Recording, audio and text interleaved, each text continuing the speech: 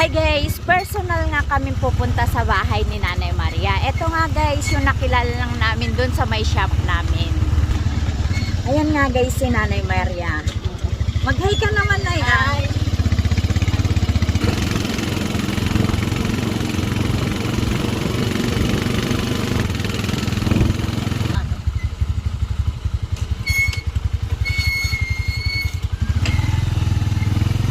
Data doon oh. Sarap ng sasakyan.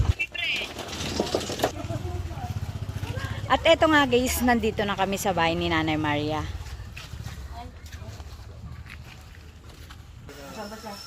Diyan, teka. Ito yung bahay namin, sis. Itong bahay namin. Papasukin mo kasi itong bahay natin. Sige po, sige po. Pakita mo yung kahirapan natin. Bagay, kung di sana ako ganitong bulag eh.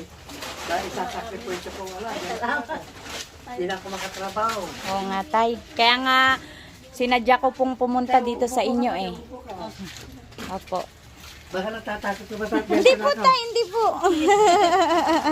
Wala ko na to. Opo. Wala ko. Ilang taong ka na tay? Kung hindi lang sana ako ganito, pati Oo. ako rin nahihiyak ganito yung bahay ko. Kaya wala man ako magawa. Ganito man ako. Kaya nga tay, sabi ko nga kay nanay, personal kong idadala yung...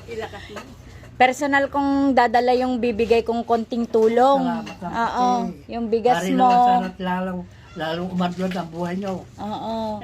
Eh, sabi ko kay nanay, sasama ako sa'yo. Sabi kong ganon. Eh, sabi niya naman, sige, sama ka. Eh, sabi ko, okay lang ba mag-video na? Eh, sabi niya, oo. Nahihiyak.